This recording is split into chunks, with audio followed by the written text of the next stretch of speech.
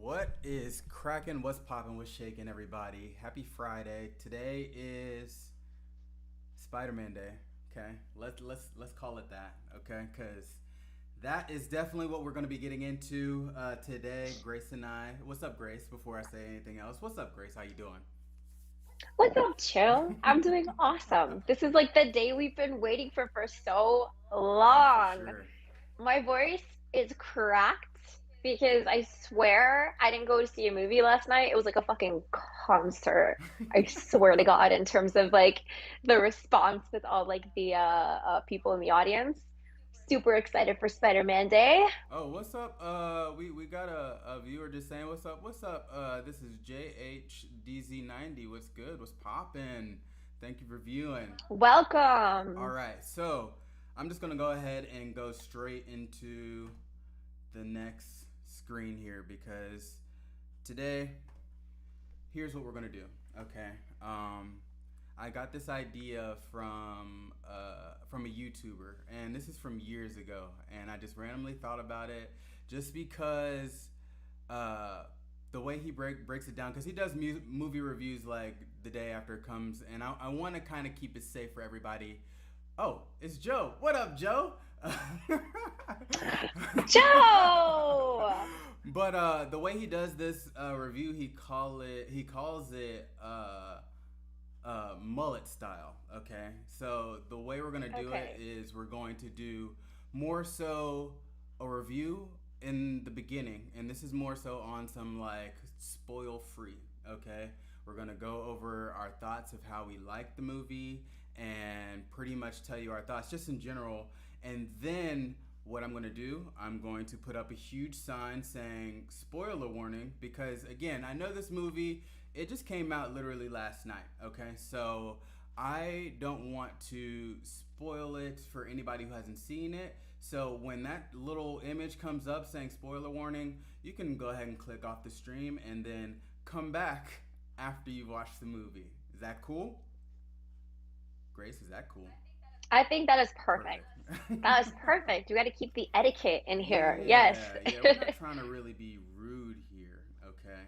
So, Grace, I had a long intro in the last podcast, okay? So, being that I know you are super excited about this movie in particular, you go ahead and just pop it off. Oh, thank you. Thank you. I expected nothing less for today. Guys, I mean, if you joined any other episode that we've ever like done, honestly, I think we've brought it up in almost every single one. We have been waiting for this movie to come out for so damn long.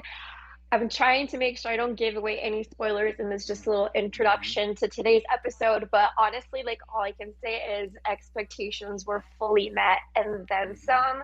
We had it all from just a bunch of different what's like assumptions that we had that we might see. A lot of them came true, some of them Mm-hmm. didn't. But all in all, the action, the I'm just gonna roll this over from last episode, hashtag heartstrings Mm-hmm. were strong. This movie lived up to the hype and more. Honestly, like one of my favorite movies ever, Wow. ever. And I mean, you guys know I'm like the freaking optimist here, so I like almost everything we've seen so Mm-hmm. far. Like I'll give my critiques for sure, because I don't let movies have like easy passes, but this movie by far was just so good, and I had high expectations going into it. So all in all, guys, I'm so excited to dive into everything we saw in this movie. I'm gonna hand it over to you, Okay. Chills. So,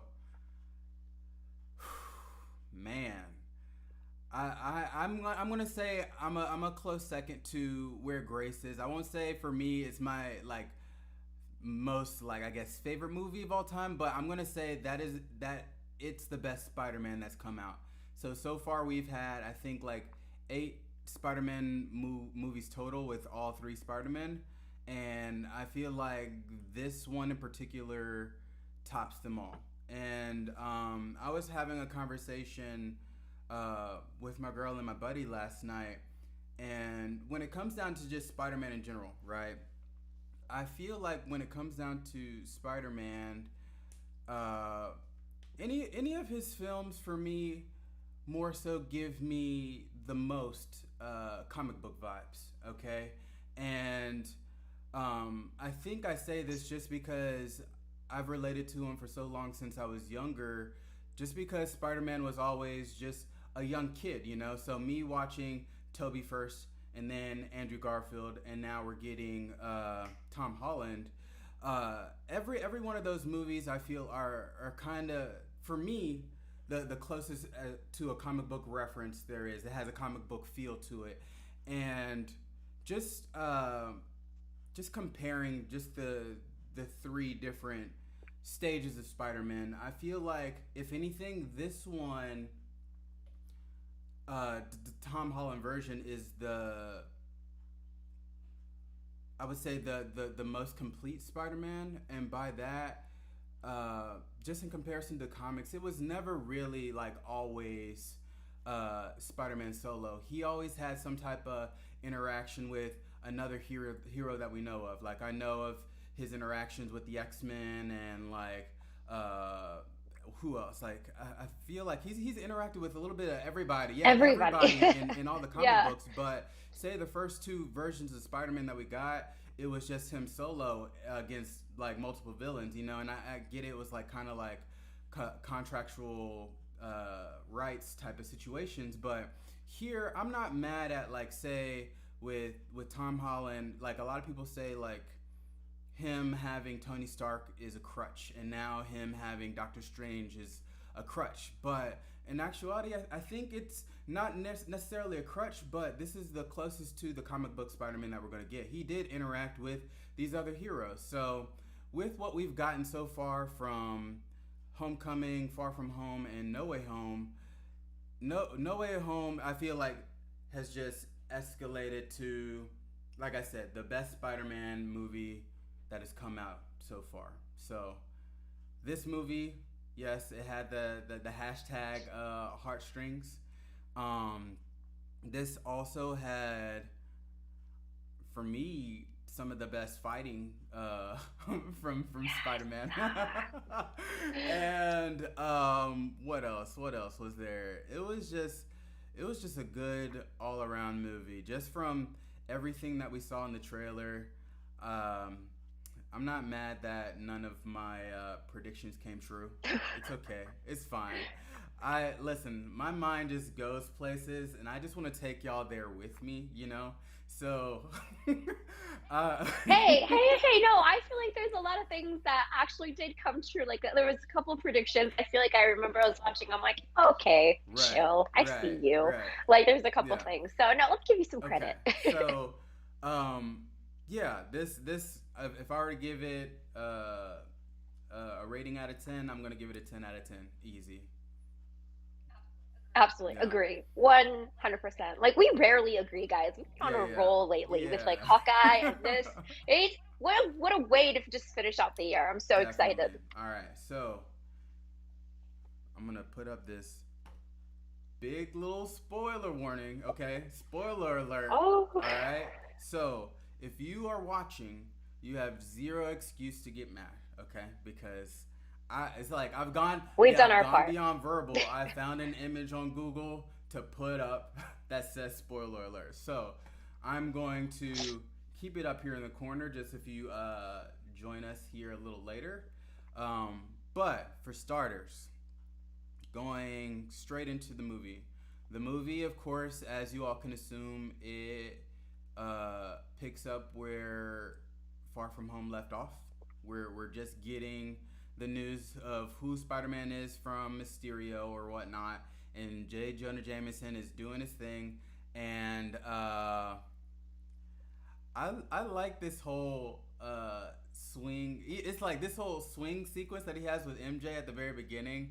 It's like them standing on top of a bridge, and he does like he forgets for a second that she's up there, and she's just like scared that she's just on top of a Like I bridge. don't have your spidey sense. I need you to hold me Right, if I'm right, up yeah. here. So this whole sequence from the jump, like it started the movie off great. It gave us just like I don't know, it's a sense of fun and adventure at the very beginning of the movie. Grace, you can go ahead and add on. I feel like I agree. I think this movie is so encompassing of like the things that we have expected, especially for Spider-Man. It's so Mm-hmm. fun. But even in that intro scene, like, we obviously have like leading into like that swing like segment that I thought was just as fun as you did.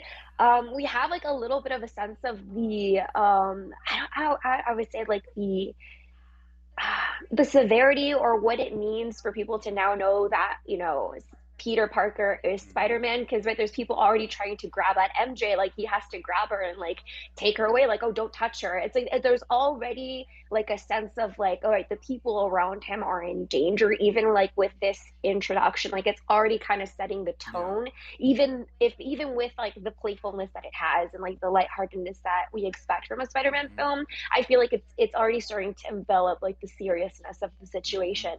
But intro scene was perfect. I so love how we got a little shot of uh Jay. Can you say it? I'm like J. Jonah blanking. I'm Jameson. Thank you. See, I'm your crush a lot of the times when it comes to the Mm-hmm. names. You're gonna have to help me Yeah. out today because Grace is running on like 3 hours No, of I'm sleep. with you. I'm here with you. Yeah. Yeah. I love how we get like a snippet of seeing him in this like shabby, I think it's like a home studio type of thing, like when he's recording this Mm-hmm. broadcast. And then later down, like in the movie, we see him in like a full on studio production. I'm assuming from his like, I'm sure he made a lot of Yeah. money from ratting out, Peter Parker. But I just love how we got that little Yeah. snippet Yeah. too, Yeah. right in the intro. Definitely. And say as the movie progresses, he safely gets back home to Aunt May and Happy, and by this point, Happy's not happy, and Oh, it's funny because yeah, you see in the last movie, like you see some sparks kind of go between Happy and Aunt May, but this movie it opens up with him heartbroken, So I thought that was pretty funny, and yeah, like being that the world knows now, it's just like everybody knows who he is, and where he lives. So you got helicopters chilling outside of the whatchamacallit, the apartment. And I think yeah, the safe house that they end up going to is Happy's safe house or Happy's house, just in general. Yeah, yeah, yes, or yeah, yeah, apartment, yeah, something. Yeah, yeah, yeah. yeah. So um, I would say the beginning, though it starts out fun, it does go, like you mentioned, it kind of gets a little dark, as far as like the ramifications of knowing who Spider Man is, and like he gets to high school and it's like you have people that are with him, and then you have like, I think it was like a PE teacher was just like, we know what you did. Like, Mysterio is this. Yeah, Just like yeah, yeah. he's a Right, conspiracy. So like right. Yeah, just don't yeah, listen to yeah. him. Yeah, And yeah. from there, his only option is just to find a way to get people to forget. So from there, I think Grace, because I don't want to keep going. I can go on for days. Grace, if you could take over from there. Yeah, so before we get into like the big crisis, if you will, of this like movie, which is him leading into reaching out to Doctor Strange for assistance, we see him deal with the legal ramifications of Right. this announcement, if you will, Oh because not only right. was it Yeah. released that Peter Parker is Spider-Man, but it was also said that he's being accused of also murdering Quentin Beck Mm-hmm. and being behind the whole battle in London. I think it was Yeah. London, correct? Correct me if Correct. I'm wrong. Yeah, in Mm-hmm. London. And so, of course, he's being investigated by, I'm assuming it's like, I don't know if they say specifically, I'm assuming like FBI, Mm-hmm. CIA type of thing.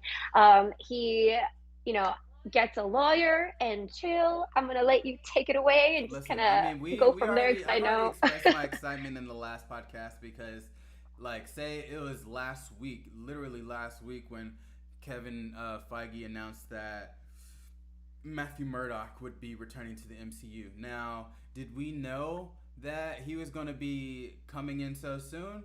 I didn't. I heard a theory that someone said if anything, uh, he would come to kind of represent Peter Parker, and I think it wasn't necessarily a prediction. Like the prediction I had was like he was there in a precinct, but it was more so at the apartment that we see Matthew Murdock pop up, and he's there. Once he shows up on the screen, theater erupts, And Oh, that was like the first. No, I mean by then we've had like two other screams in the theater, but this like it was after Matthew Murdock appeared. Like I got the vibe and the tone of like the movie theater I just happened to be in because the vibe was right. lit, bro. Like it was like on Mm-hmm. fire. And this one was just like shouting. Like my voice is Right. gone, guys, because of Yeah. this. And I thought it was so cool how obviously, when that trailer came out, so many different like theories of what could happen were popping out. That big one was of course that, Matthew Murdock was going to be representing Peter, and we assumed that he was going to be the one talking to him at the precinct. And of course we were Mm-hmm. incorrect. And I believe we saw like a extended version of that scene, and we realized it wasn't Correct. him. If Mm-hmm. I was correct, Yeah. yeah. So I think a lot of us lost hope in him coming into the scene. So I think when he appeared, it was kind of a really good moment because even though a lot of us were very prepared to see him and were expecting him, we kind of lost a little hope. I think after seeing that full scene at the precinct. Right. So I think it was really well done. And I just love how we didn't just see him like appear, but we also got a scene of him catching, I The think it was like brick. a brick Yeah. or Yeah. something Yeah. that had a note, yeah, saying, "We believe Mysterio." I'm so sorry. We believe Mysterio, and I just love how he was like, "I'm just a really good Right. lawyer." It was such a Right. good scene. And I was listening to somebody else recently, and they kind of theorized uh, if Matthew Murdock showed up, would Spider Man's Peter Tingle go off? It didn't in this scene, but It didn't. at the same time, when Matthew Murdock caught that brick, like Spider Man, he was ready to catch it, but Spider Man was just like how? Like Bro, you're how did you blind. do that? So Yeah. with that, I do just want to say before we go forward, being that it's now officially confirmed that he is here in the MCU, that leaves more questions as to who else is in the MCU. I'm happy Daredevil is here, and I won't go into anything else as far as spoilers go for anything else. I'm not gonna put it out there, but Those who know what we're but referring yeah, to, we'll softly, chat and you about it. guys Yeah, will we'll get it chat next about it next time. week. But when it comes down Yeah. to who else could be joining, as far as I'm just gonna bring up the defenders briefly. If it's just Daredevil, I'm completely happy with that. Like I'm not really interested in seeing any more Iron Fist or Jessica Jones, or like it's like I don't want to seem like I'm hating on Luke Cage, but like I'm cool on the Luke Cage storyline. So I feel like bringing Daredevil here is the right move, and I wouldn't be mad if it was just him because, and again, he's another person in the comics that interacted with Spider-Man. So at the end of the day, Mm. I can see It right fits if it's well. well, and Yeah. I can see in the future movies of him fighting crime along Spider-Man. So yeah, Yes, I'm happy absolutely. that cameo came into place. Oh, it was so good. And just before we move on, kind of the scene with like the precinct and him, defending himself to like the CIA, FBI. Um, there was a comment where he's just like, "Oh, ask Nick Fury. Ask Nick Fury. I was with him. He'll explain everything." And this is where we get like just kind of a bigger idea of where Nick Fury Mm-hmm. is, kind of leading up into like I'm assuming like Secret Invasion, which I know has been like in the talks as well. So we get the knowledge that Nick Fury has been off world for an entire like year. I'm pretty sure that's exactly what That's what they he said. said. Yeah. Um, So that confirms that yeah, and that's it wasn't big. Nick Fury in in Far From Home, right? Yeah, and obviously like Nick Fury orchestrated. I'm skipping on like their names, but the scrolls, right? Like the scrolls involvement in the events of Far From Mm-hmm. Home, right? Because they were calling him and giving him like the updates, if Yeah. you will. So we know like he was involved with that, but he's been off world for an entire year. So we know that's gonna be like something we continue to venture into. But I love all those tie-ins to things that are moving forward even outside of like the But Spider-Man that would leave storyline. the question to say how would they know? How would local authorities know that Nick Fury is no longer on Earth, being that there is a scroll? I wouldn't say impersonating him because he is working for or with Nick Fury, but there is a quote unquote version of Nick Fury on Earth, that's been kind of Mm. working behind the scenes. But either way, how would just the local authorities know? It's like, oh, he's been off Yeah. planet. I was like, why do you know that? How could you know Well, that? I'm assuming like whatever like law enforcement that is investigating something as big as the attack on London, who's connected with the what's the department like that cleans up everything? They came into the right like they showed up in this movie, correct? And we saw them in Homecoming. I feel like they said like the name. It's like the same cleanup crew that took care of like the whole New York battle. Anywho, I'm Yeah, assuming the like only the whatever only thing I enforcement know is that involved in like the this. only thing name that's coming up to mind that I know is wrong. It's Sword because that's the only organization that I No, know yeah, of. yeah, yeah. That's not the one I'm But thinking of. I know Yeah. that's not But it. it's Yeah, probably it's gonna be yeah, deeper. It's gonna be deeper than just I think local law enforcement in terms of the ones yeah, investigating this. So maybe they're just aware of the fact that Nick Fury is off world, but they're not deep enough to know that hey, like there's also like this other like Skrull impersonator that's kind of taking things, handling some of Nick Fury's yeah, business. yeah, But yeah. excited to see all that as Definitely. well. All right, so precinct, Matt Murdock at the house, and now Spider-Man has come up with a solution to make people forget. So we get there.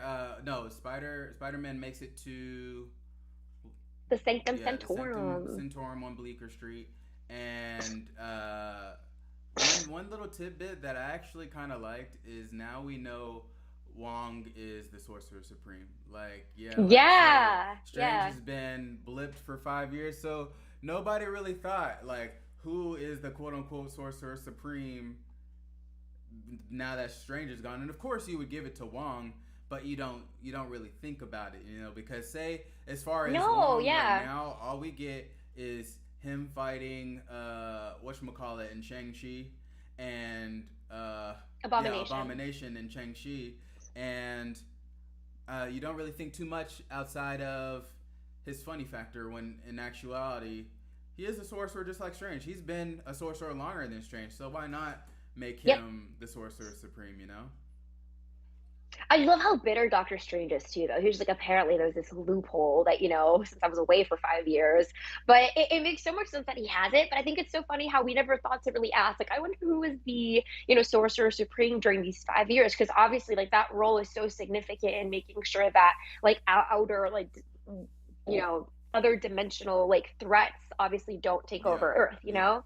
So I think this is where it varies from the trailer because the trailer was shot differently, and I think there were different lines said in the trailer between Wong and Strange. So it's like we didn't Yes. get the same feel to where Wong was a little bit more serious and Doctor Strange took it a little bit more serious. He wasn't as quote unquote fun as he looked to be in the trailer. So he took Peter's concerns into consideration, starts putting the spell together, and Peter just he has so many. I'm gonna say demands. It's like he keeps like and this, Yes. add that, and this and that. So of course, like you see him putting this spell together. I feel like Hmm. if we're gonna keep somebody in a circle, a tight knit circle, I would keep it to MJ and what's his best friend's name? Ned. Ned. MJ and Ned. Okay. His aunt. If it came down to it, if she forgot and Happy forgot, then he could break it to them later. Like say once their memory's gone, Yeah, I he could have agree. broken it to them later. As far as sharing a history of Spider-Man with loved ones, I feel like MJ and Ned that he could have just stopped right there. But he just kept Yeah. adding on and adding on and adding on, and then boom, I don't even think that's the sanctum, but wherever they were, it explodes into what initially I thought to be where we saw like some kind of like space, kind of like where Loki went, where it's like the Mm. separate timelines. But all in all, it's just let's just call it I don't know, space time continuum. Madness. Yeah, where yeah, Doctor Strange pulls it together, but he's already telling Peter that the spell's gone awry, and it didn't even work. Initially, when I thought like they ended it, I thought it was gonna be some. It worked, but somehow some people kind of Got messed up. came out, you know. Yeah. But it Yeah. didn't work Yeah. at all, you know. So and this whole storyline of him, Ned, and not Mary Jane, but MJ, getting into MIT. I understand that, like, yeah, they're trying to keep their bond together, but this is where I agree with Doctor Strange. You know, this is it's like you're trying to live two separate lives, you know, and Yeah. it's going to be hard Yeah. to keep one thing going while trying to be best friends and a boyfriend to your girl, you know. So yeah, Yes. um, cute. I'm kind of I just think it's also so insane, like how, oh, like just the ramifications and essentially like the cost for what he did are so mm-hmm. huge, which we're obviously going to get into as we continue. And it's something that could have been kind of solved pretty simply, as we did see, like, just a few scenes in, like, on the Mm-hmm. bridge. Like, you didn't even talk to the admissions counselor. You didn't even try to plead your case. Like, yes, the reveal of his identity messed them up severely, right? People are split. Like, there are, it seems like death threats. It seems like, they're all kind of in danger and they're definitely in the public eye, and it's affecting their ability to go into college, which is obviously going to affect the rest of their lives. But it is funny to see that he goes straight to like, let's change Mm-hmm. reality before like finding all the other steps. But I think it just also displays just like the fact that Peter's still young, like he's still teen, he's going into his senior year, like he has a lot to Yeah. learn. um but it's like so frustrating to think it's like such a you know simple thing that could have been adjusted, and now it's like all of these problems. But it's okay because it gives us all the juicy stuff that we're about to Yeah, get because into, so it's we're on all the right. bridge right now. Let's just get that. Let's do Let's it. Let's get on the move bridge. the admission counselor out the way. So he talked to her and met her there. But then in meeting her, you see the tentacles come out of nowhere. Now I'm going to just place this up on the screen. This segment's called Spider Legs versus Tentacles. Okay. Oh, I when this scene happened, because we talked about this. We Yeah. literally talked Yeah. about him using his Iron Spider suit, since it would give him like equal limbs to Doc Ock, Mm-hmm. essentially. Like that battle would be so good. And I'm so happy that we got that satisfaction. Like when that scene happened, I was like, we're going to get a lot of the stuff that we were hoping for. Definitely, Like that was a really good start definitely. to that. And even from there, just noticing, even throughout the whole movie, there was no reference to his uh, his his AI. So he's basically running things, like running his suit on his own. You know? Yeah, that's exactly. Yeah, that's what I'm curious to know, like where that transition happened. Like, is it just because we no longer need so much screen time to be filled by that like interaction between him and his Yeah. AI? Like, yeah, but I'm curious to know if Karen is still in existence. I mean, by the end of this film, I think the answer is no, and we'll get Yeah. into it. But it's cool to see him being so autonomous, though, because I feel like that really debunks what some people have said with having, Iron Man be his crutch, Doctor Strange be his crutch. I feel like we see so many examples of him being very much Mm-hmm. alone and still being able to like overcome like the situations he's put Yeah. himself in. So we get this battle. I don't want to say battle. Let's say this fight. Okay. And in this fight, um, his iron spider suit. I'm quick to forget that it it functions just like Tony Stark's nano suit. Okay. And I remember when Tony Stark fought Thanos, his suit was coming apart, but then like his nano Yep. suit was pretty much making up for spaces just to either use to protect or make weapons. Now here for Spider-Man, a piece like a chunk of his suit is ripped off, but the nanotech was pretty much smart enough to kind of take his mask and put it back to where his chest, because I think right then and there Yeah. Yeah. he was about to get stabbed. I think the claw had a spike come out, but then Mm-hmm. the suit protected him, you know. And in this moment, you see Doc Ock. He could we talked about it before. He actually gets a hold of some of that nanotech, but Mm-hmm.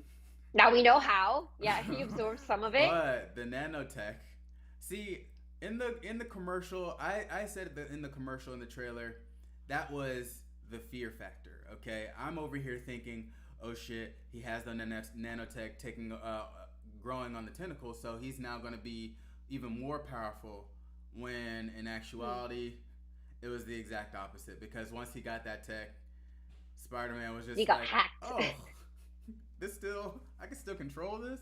I can still control these nano little robots. Great, That was a great perfect. move. Yeah, Yeah. So I was actually, I think everybody in their thrill kind of busted out laughing like on some, oh shit, like he can control Doc Ock, And I feel like if Hmm. anything, that should have happened just because you don't want a blow for blow battle between him and Doc Ock at the very beginning of the movie. You don't want him taken off the chessboard, so to say. You know what I'm saying? So if anything, if they wrote a way to control Doc Ock's arms, that's how we can keep him throughout the rest of the movie. Yes, absolutely. And it seems like that's pretty much like how he was contained up until the point where, Green Goblin just kind of messed Yeah, things up. They were about to get like a pretty happy ending, like pretty much the way the movie resolves. yeah, But yeah, I feel like that was a good solution to it and really practical. Like it's not like something like, oh, okay, that was a cheat way to kind of like pause their fight or something. Like it was very like it makes yeah. sense and it shows to his smarts and his wits, like of, someone who's worthy of MIT. Right, right. Yeah. So he's kind of he's lost control of his arms, but then we get yo Jesse, yes, this we've already done like no, we've already done like our spoiler free review at the beginning of the stream. So I would say come back and watch this a little a little. Oh, Yeah, Jesse Jesse. Pinkman is back. Hello. So I would recommend coming back maybe I wouldn't say tomorrow, but after you watch. Buy no, no, no. Buy tickets now. Watch it like He's now, and then just watch this episode tonight he's before saying no. bed. He's saying he's watching it tomorrow with friends. So Oh, okay. I'm just gonna Yeah. say what's up, Grace. Say what's up to Jesse, and We love you and we want you to experience this the way it was meant right, to. So we will see you when you watch it, all right, right? And we'll check for your comments for right. sure. So we are talking. We're breaking the movie down. So we are talking spoilers. So we will be back next Friday. And if you want to talk about Spider-Man next Friday, let's chat about Spider-Man. And I want to know your thoughts. Cool, cool, perfect. So where would it all? Oh, we're still on the bridge, and Doc Ock, he can't control his arms, but we get the scene or the clip of what we saw in the trailer, which is the bomb, the Green Goblin bomb, Yes. come out of nowhere, boom, and you hear the laughter, and you see the goblin on the glider, and there's confusion, because Doc Ock, he knows who this person is because they're from the same universe, and he made it Yep. a point to say his name, and he didn't mention it. Spider-Man didn't mention it till later, but he has a conversation like, oh, you know this person, and Yep. I forgot actually. It's like I wish it was a little bit more fresh. I forgot what happened right after. Did it just cut to? From there, they pretty much, yeah, I think this is where like Doctor Strange pretty much pulls them into like his Yeah, his little dungeon, if you chamber. will, which I'm assuming Yeah. is right under the Sanctum Sanctorum. And that's where he pretty much tells Peter, like, ever since we messed up the spell, like it's contained, but before it was contained, we have some visitors. And so he has like marks on his face because he obviously had an interaction with the Mm-hmm. lizard. He's already in like one of those little like mystical Yeah. prisons. Doc Ock has joined him in Mm-hmm. that, and now he's setting Peter on the mission to collect all of the other breaches, if you will, from to their in their multiverse, in their Correct. verse. So I do want to kind of hop around here because say from there we go to that scene where I guess Spider-Man, he's in, I won't say a black suit. He just flipped his suit inside out because we have haters throwing paint on Spider-Man, and we get to that scene that we see in the trailer to where the phone is taped to the chest, and Spider-Man's trying to figure out who else is out there, and this is where we do see Electro because we did see Electro in the trailer. He's not really in full form yet. And then we get Sandman. So all we get is a bunch of lightning and Sandman. And then once uh, Electro takes form, he makes a joke of being naked, butt ass naked. Yeah, so none of you are gonna talk about how I'm Right, naked. right. But this is the only this is I won't call it an issue, but I'll call it a gripe. This is my only gripe with this because say uh, we get this image of Jamie Foxx, right? And later on, when Jamie Foxx is put into this dungeon with the rest of them, he interacts with Lizard because Lizard knows who he is from Oscorp in the Amazing Spider-Man universe, right? But the Lizard makes a comment, is like on some like, why do you look like that? You know, your hair doesn't have this, your teeth were crooked before.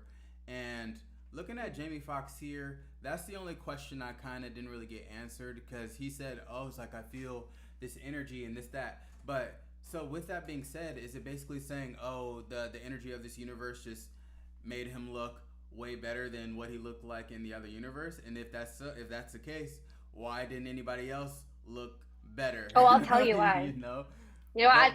tell you why. Because people just needed to see him with his pecs out and like nice Right. smile. And I honestly, that's all it is. There's no other reason. Like tell me why. Like I think Doc Ock has like semi crooked teeth. Like why weren't his fixed? You know, like I think it literally is just so we can see like Jamie Foxx for like the luscious man that he Get is. out of here. Versus like I honestly what else, like why else would they just make him, like I get like him coming into a different part of like the multiverse, like I get like the whole he feels powerful because of the electricity, but that's not going to give him like braces, like that's not going to get him looking the way he does, like sure beefier, but it's like I think honestly it was just so we could get this aesthetically pleasing like I feel like, image of say him. with there was an interview with, I think it was Tom Holland, William Defoe, and and the actor who plays Doc Ock, and the person asked like that actor, I forgot his name, but asked Doc Ock like, why'd you do it? And he said for the money, right? Now, Oh my like god, yes, I saw that. I know when this. he said that, that just kind of brought back the fact that um, like I mentioned it in our No Way Home trailer breakdown, Jamie Foxx, I feel like maybe made an agreement. He was like, I will come back and do this movie, but don't make me blue, okay? Don't make me look like because I read, he could have been like, I read the script and you want to make Electro go back to normal. Don't make me go back to the nerd. Don't make me The go nerdy, back to yeah. the bald, slick over nerdy nerd. Okay, if I'm gonna do this, I'm gonna be me. And it came down to the point to where this this Electro, this Jamie Foxx was Jamie Foxx. I mean, as far as personality goes, right? No, no, not Appearance. even appearance. I'm Oh, talking okay, about okay. personality because You know what? This is be- very true. because Very true. initially in the Amazing Spider-Man, he was a bit of a wimp, and even when he Mm. got his powers and he was kind of manipulated by Harry Osborn, he was still more Mm. so a wimp with powers. You know, he was never really a gangster. He was never really a funny man. He was never really Jamie Foxx. Now, enter Yeah, no, I see what enter you're enter saying. Yeah, Electro I see what here. you're saying. We're getting Jamie Foxx as opposed to Electro in the Amazing Spider-Man. So this universe made him look like himself and made him a totally different personality as well. You know, so yeah. Yeah. Well, something maybe also like I feel like even if it wasn't that situation, maybe just with the fact that his appearance is so different, I feel like he's also portraying something different because it's like, like when you look different, you have just appear more confident. And so I feel like maybe that could also just be it, the fact that he looks different, like, and he is much more powerful. He has a different, like, glow to him, if you No, no, will. no, You know no, what I no. mean? Like, there's I'm a just gonna different, say, Grace, like, miss vibe that me, he's okay, giving miss off. me, because he goes from the bald slick over to a fresh fade. Okay, this isn't even like a cut Oh my from God. 2 or 3 weeks ago. He just left the barber shop, came to this universe looking fresh. I'll take it. Okay. I don't see this Yeah, not being the situation. I was just like, let's just explore it a little bit. But no, I agree. I feel like if there is any inconsistency, and I feel like you are so well to like catch those inconsistencies when it comes to like the timelines and the universes that we're pulling these from, because it's obviously confirmed that they are coming from the universes we've correct. seen in prior films. We were breaking down the trailer. We're like, okay, are they coming from what we know? Is it from a completely different sector where they're shifting some things? But it's very much, how we see them prior. Like we get so many different references, to implicate that, they got pulled right before, for the ones who died, like right before their death. For other ones, it was just, different parts of like their storyline. But yeah, so I'm on board with that. I think that's We got very, a we very likely to we have got a happened. comment Yeah, from our homie saying he wasn't fighting Spider-Man let's hear it. when he was pulled into the universe. He was getting his hair cut. Yeah, I get it. He was getting his hair cut, and let's say wherever he landed, because say the Amazing Spider-Man ended up getting, I guess, reversing the charge and kind of taking him somewhere else or whatnot. I wouldn't say kill him, but just take him somewhere else. I would say he was getting a fresh fade, and he may have went to go, get some veneers real quick. You know what I'm saying? Get his teeth Oh my fixed. God, but on his way. I do want to kind of move forward, just because say from here. They're all over here in the dungeon in their little mystical prisons or whatnot, and there is a little scuffle between Strange and Spider-Man. So here, we get the idea of Spider-Man. He more so wants to help everybody, because by this point he's met Mr. Osborn at the shelter with Aunt May, and he's brought him to this place, and Spider-Man is all for helping these quote unquote villains. Like, he doesn't know them to be villains because they're not from his universe, but he wants to help them because that's just I guess the human in them, But Strange is just like, no, it's their fate to die wherever they came from. And from there they clash. So right here, next segment, Spider-Man versus Doctor Strange. Okay. I don't want to. You know what, Grace? Go ahead. Do it. Do it. So they take their battle into the streets of New York, but of course they also take their battle into the Yeah. mirror dimension. But before we get Mm-hmm. into that section, like, I feel something I wasn't really pondering on until now is like that scene where Doctor Strange like pushes Peter out of his like physical form Yeah. into his like astral form, but still he was able to. I'm assuming it's the Spidey sense, Mm. that was able to keep the cube thing away from Doctor Strange. But like the fact that Peter, just being, your friendly neighborhood Spider-Man, was able to hold his own against Doctor Strange, the former like Sorcerer Supreme. Oh, That is definitely. huge because, he's on a whole different level. He's on the level of like Wanda, he's on the level of, the heroes that we just assumed to be much more higher on like the scale. And so to see that in a way that I think um is orchestrated very, I use the word realistically very loosely because we're talking about, Mm-hmm. superheroes, but realistic for their world. Like, I liked the way that they did it. It wasn't a stretch where we're like, oh, it just didn't land. Like, it Right. makes sense. And I love that Peter is like, oh my God, this is so cool, but don't do this to me ever again. And then they dive into the fight in the mirror dimension, and even in here where like Doctor Strange is like, I Right. control this world, right? Like, he doesn't have a sling ring. Peter doesn't know how to do magic. He's Right. not Right. Ned, and he's able to outsmart him just by geometry. And so, obviously he's able to lock away Doctor Strange for him to have the time to figure out how to help, the Sinister Five and get them back home in a way that they have that But I actual do want to I chance. want to kind of add on And to what you said here, just because uh, I want to talk about his spider sense, the Peter tingle, just for a moment, okay? Just because I totally forgot about let's. the astral form, and then his physical body still kind of moving the cube away. So yeah, I would say that was necessarily the sense that Peter didn't have control of. He's never had control of his spider sense. It's just more so Mhm. something that he feels, you know. And with that, I Yes. would just say, no matter what, if if Peter is in his astral form, right?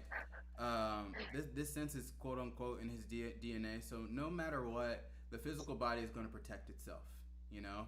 And Mhm. we've seen that with just the history of Spider-Man in general, from the movies to the comics or anything. The Spider-Man, the spider sense is going to protect him. So that's why I feel like in the mirror dimension, Spider-Man may be the only one who can hold his own and not get lost, you know, because if Mhm. anything, the Spider-Man the spider sense is going to kind of take over and let's call it like that fight or flight type situation, you know, to where no Yeah. matter Yeah. what, it's going to react, and Doctor Strange may throw anything and everything from different types of buildings to trains and everything like that.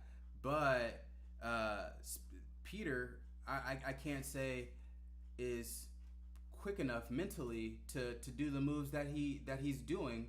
So it's more so the spider sense that's protecting him and kind of putting these movements into motion to be like, oh, now I got to do this. Oh, I got to dodge that. You know. So just thinking about it, like Yeah. in watching it, I didn't really think too much about it. I just thought it was a good ass scene. But now thinking about it, I was like, okay, if we're in the mirror dimension, okay, because we've seen other wizards or sorcerers in there. Right. Exilius. Yeah. We've The seen that, and we've seen them fall in this dimension, you know, and they even though they know how to control it and exit, if it were like a regular human, you don't know. Like, I don't think anybody would be able to either figure it out or figure out a way to get out, you know. So shout out to the Yeah. spider sense or spidey sense for being able, like, this is cool. I'm kind of geeking out because that whole scene was bananas, and yeah, he got his little nerd on to be like, oh, I'm just gonna now use geometry. Oh, this, add that, subtract this, and boom, you got, yeah, and then you're Done. out of there, you know. So from there, Yeah. I'm left to wonder if it came down to it, Doctor Strange is stuck no matter what. Like, if Ned didn't do If what Ned didn't get him he out, did, yeah. would Strange be able to get him out there, or would Wong have to eventually go in there and get him? You know, so that's where I was thinking it was gonna go, because we only got one instance of Wong, and then when the world goes to shit, Wong is nowhere to be found.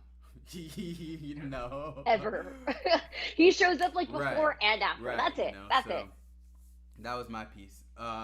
So yeah, that Spider-Man versus Doctor Strange, I wasn't really expecting it, because when we see them on the train in the trailer, you think this is them kind of working together still and not fighting each other, you know? Yeah, honestly, I think seeing it in the trailer, it looked like the mirror dimension, but when we see in the trailer, we're also with the understanding is like the multiverse is like tearing apart. So like I thought maybe it was something of Right. like the multiverse breaking through and they're still working Mm-hmm. together. And so it was, I like how this scene played out so much. And then especially because obviously this happens immediately after the events of Mm-hmm. Far From Home, and we get such a great uh sense of like what he's Mm-hmm. capable of with his Yeah. spidey senses. And just a parallel also is, in Far From Home, we see him have issues with his spidey senses, very similar to Tobey Maguire having issues with his like sling shooter, well, like, his Yeah, natural the sling web block. shooters, They made it. the They called block. it a web block. Yeah, the Yep. block, Mm-hmm. the web block, and so it's cool to still see just even further how that enhances. But all in all, that's an awesome scene. And then we transition into really him trying to fix all of like the Sinister Five before Mm-hmm. taking them back home. So I'm switching it up, and I'm bringing Aunt May into the conversation, just because here, this is where, like, say when we first see Goblin and he goes to see Aunt May. Initially, I'm like, here we go again. Goblin, knows that Peter has an Aunt May, like, no matter what, because he knew he had an Aunt May. in that universe. So I was like, shit, he found her. Yeah. And this is going to be like a mind game from Green Goblin. Like, hey, I know who you are. This Hmm. is Aunt May, and now I'm about to murder her like I did before. Like he didn't murder her before, but like he tried to. You know what I'm saying? So Yeah. Yeah. She right, ended up in the right. hospital. Yeah. So right there, stress. But now when it comes down to, we brought it back to Happy's house, and yeah, they're trying to fix everything. For me, I understand Aunt May is looking to help, but at the same time, this isn't a place for her to be.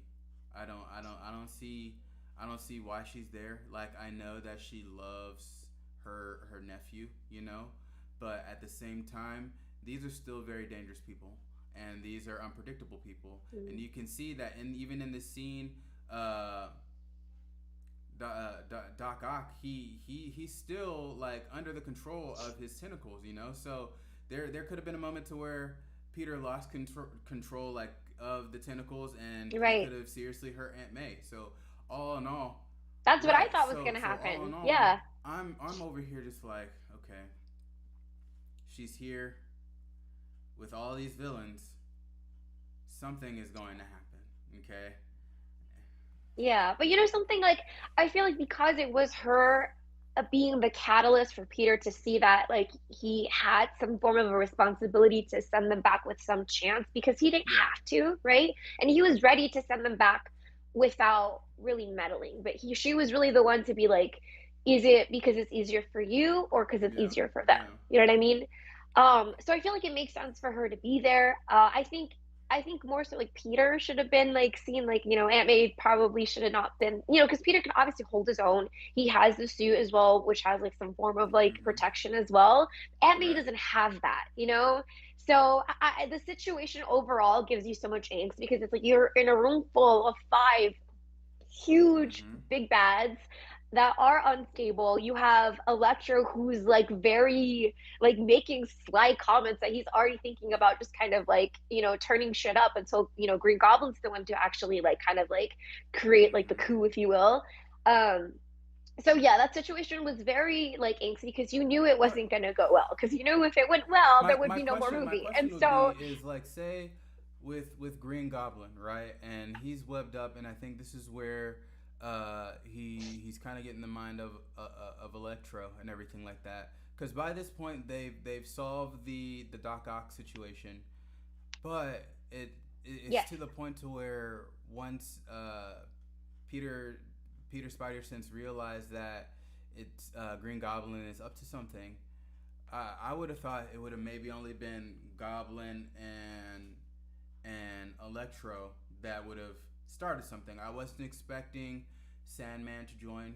I wasn't expecting Lizard to come out of nowhere and start fighting because at the end of the day, yes, I know they were villains in their respective universes, but I thought that they came to the agreement that Spider-Man was going to help them, and I thought they were in as far as Yeah, that yeah. ideal, you know?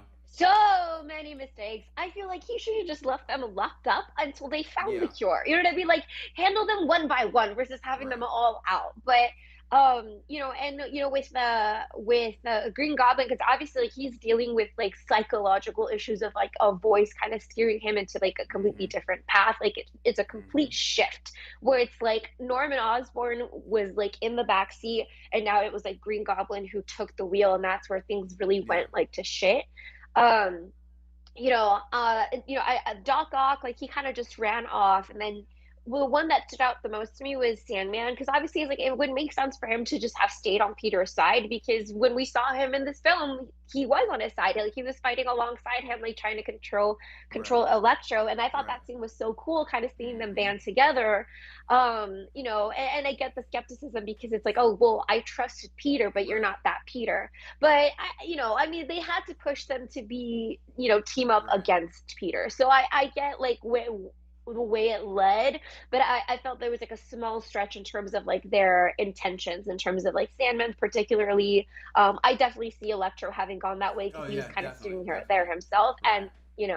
especially because it seems like they were pulled from their universes before they kind of shifted a leaf. You know what I mean? Because Lizard, Doc Ock, I mean Electro died, so not them, but they kind of shifted their views right before they or after they would have Yeah. been pulled.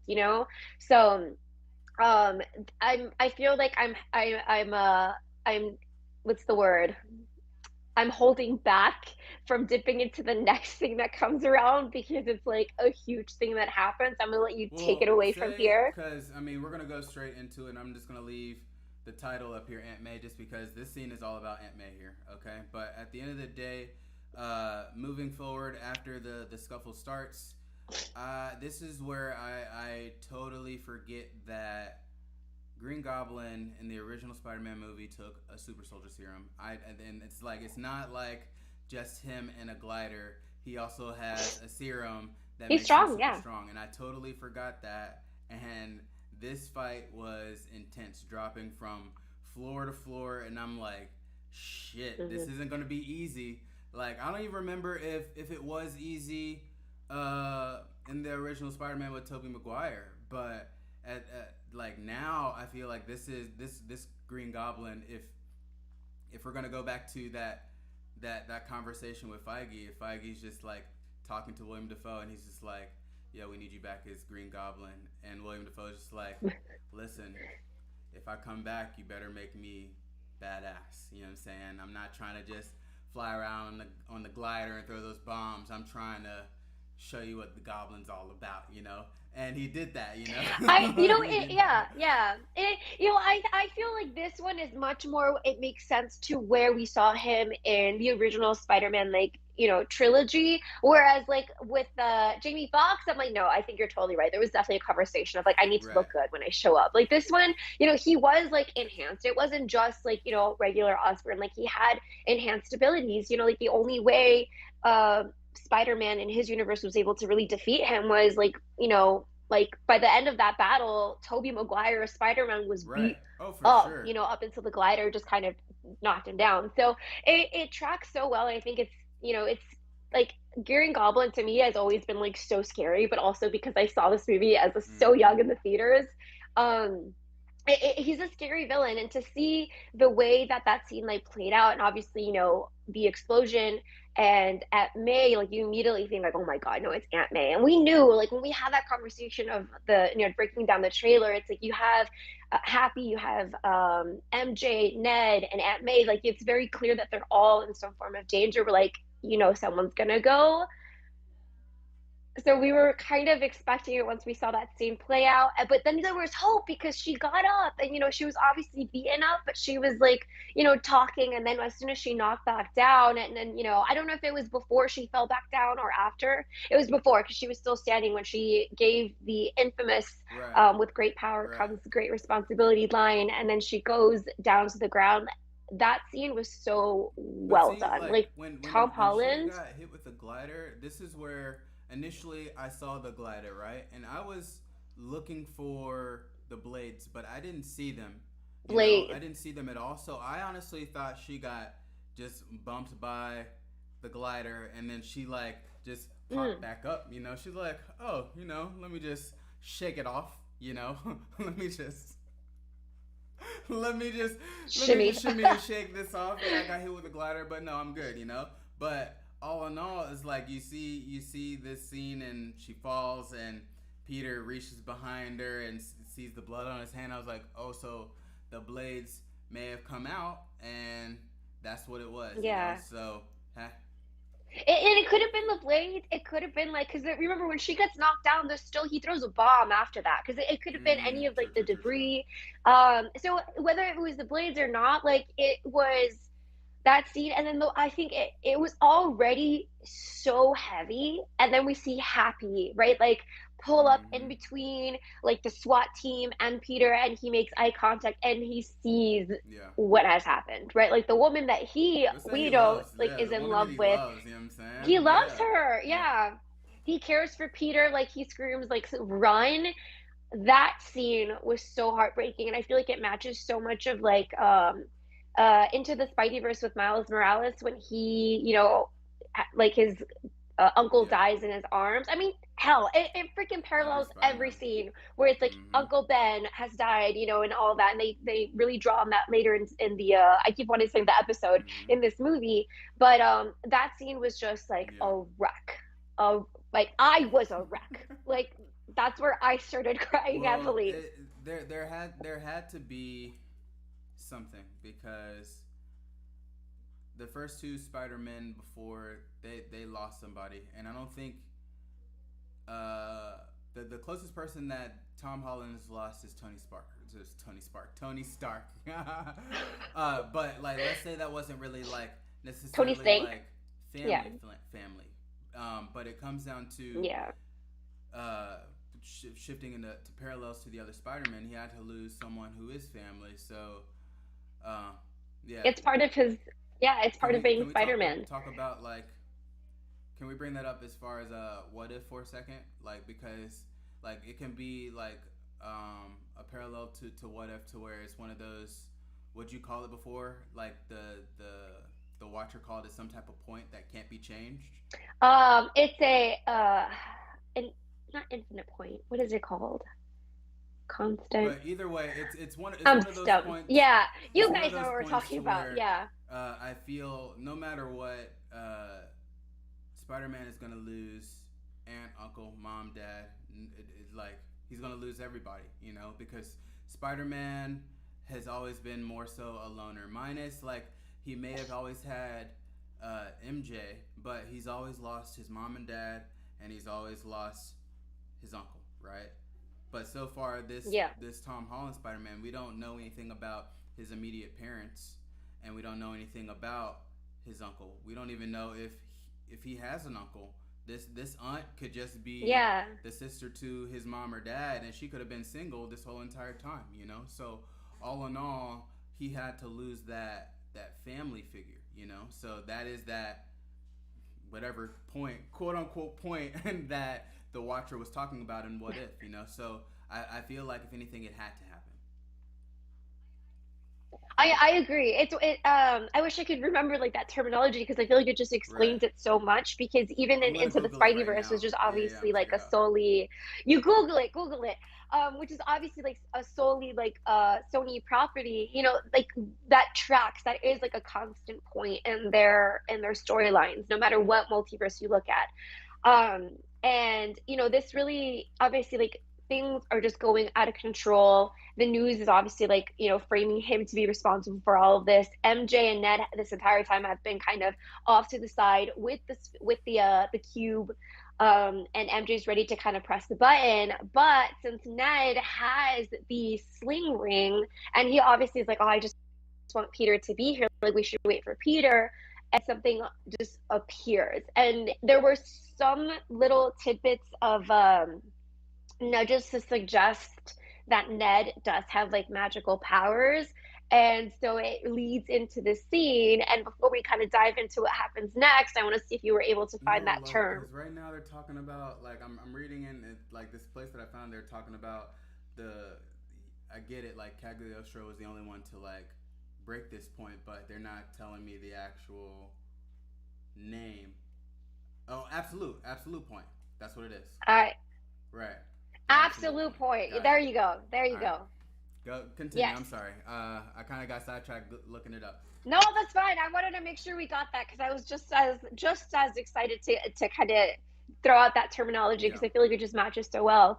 But so Ned is like realizing he's able to open up a portal, and he's like, okay, like Spider-Man, Spider-Man, Spider-Man. And let me tell you, it took me like I think maybe like an extra second or two before the rest of the audience like realized what was about to happen. Because in my head I was like, oh, okay, we're just gonna find Spider-Man. We're just gonna find Spider-Man. Like I didn't think this is how we were gonna be introduced to, We'll say one of the other when he ones. did it right, And like so because they were chilling at a table, and I think MJ was just like, or no, he said it's like I wish, it's like I wish I could find Peter. I wish I knew Peter was, and then you see that spark, and then all of a sudden, like yes, he doesn't even know how to use his little ring or whatnot, he's right? like figuring it out along But the he just way. says Yeah, what he was yeah, like. Uh, I wish I could see Peter Parker, and then you see Spider-Man, something like that. but Yeah, when the portal opens up, right, and you see this figure of Spider-Man, right then and there, I already knew from the build that it wasn't Tom Holland. So in my mind, I was like, okay, like no, not even my mind, out loud or not out loud. I whispered, I was just like, all right, is this Toby Is this or is it? this Andrew Garfield? Oh my You god, know, I'm gonna so cry. No, like you know something, and that's what I'm saying. Like I know a lot of people because I sensed in the audience, like, what are they freaking out about? Like it's just, but it wasn't until he started moving because I feel like Andrew Garfield, I really do like his Spider Man. I feel like his Peter Parker, like I have like little like not grudges, but mhm. it just doesn't always sit well with me. But his Spider Man, I feel like was really well done. And so as soon as he started moving, I'm like, Mm-hmm. oh my god, it's happening. I looked to like the person left to me and the person right to me. I'm like, guys, it's happening, and he comes out. Oh my goodness. This is where my voice starts cracking. Like the crowd Oh, went definitely. wild. It was Mm-hmm. insane. And then like we don't even have like a chance to It's breathe. like, okay, And then Ned's let trying me again for find like the our next Spider-Man, and Spider-Man. then boom, we see we see old man Tobey Maguire come out of nowhere. You know, like of course, like this is what I was hoping that they didn't adjust because I know by now he may be in his what 40s at least. So if anything, don't try Mm-hmm. to make him young. Just like if he's Spider-Man, bring old man Spider-Man like all grown up, you know, and yeah. I love that they did that. I love that they did that because I did hear rumors that they were probably going to be brought back from the last time we saw them. And that just didn't sit well for me because I feel like this is such a better homage to Mm-hmm. homage. That sounds better. Such a better homage to, the history we've had with the Spider-Man and seeing that reflected in kind of like that like Mm-hmm. three Mm-hmm. generation way. It was Shout out to perfectly done. Nelson's Perfectly grandma. done. That was just kind of like the comic relief here, right? Clean your shit up. You Yeah. know. So we see. And before we kind Oh of, no, I was just go gonna ahead, go go ahead. into like the little test that MJ was just like prove it like. Oh my God, I was literally Go about to ahead. say the Go same ahead. thing. Can I just say, okay, look, in terms of like the women and like the Spider-Man's lives. Zendaya's MJ like hasn't been my favorite. Like I do like her, but in comparison to like the other two, I just feel like it didn't stand out as much to me.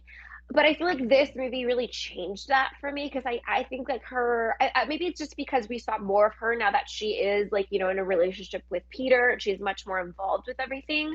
In the first one, she really didn't have too much involvement. The second one, we were just kind of starting to see that like continue. But I love the way she's interacted with like Doctor Strange, interacted Mm-hmm. with Andrew Garfield Spider Man. Um, I just feel like it's such a display to the characteristics of Mm-hmm. this particular MJ, and I liked it. Like I was she was one of my favorite things. Not favorite. Cause Oh, there's just what so many things about this. this Everything was my MJ favorite. I would say is the only MJ that was kind of like what is it called, like when people take those like personality tests and it's like inner something, it's what is it, yeah, introvert, you know. this Introvert. this MJ is more so an introvert, where you have the original MJ, she was like an actress trying to do anything and everything, and everybody knew that MJ in the Tobey Maguire universe. And then this other MJ, she was uh top, yeah, Gwen Gwen Stacy, Stacy, top of the completely class. different. Everybody Yeah, knew yeah. her, everybody loved her, and yeah. You know, so Popular. this Yeah. one, Zendaya is more so introverted. She started out super like solo by herself, and then she started to tag along with Tom Holland and Ned. But when it comes down to her personality, introverted it may be, she still comes off as almost, I would say almost, I hate to say it, Tony Stark esque with the sassy type of remarks, you know, and just telling Doctor Yeah. Strange, aka the Sorcerer Supreme, is like, yo, I got a magic word, and it's please. Like, I love that. right. I love that so much.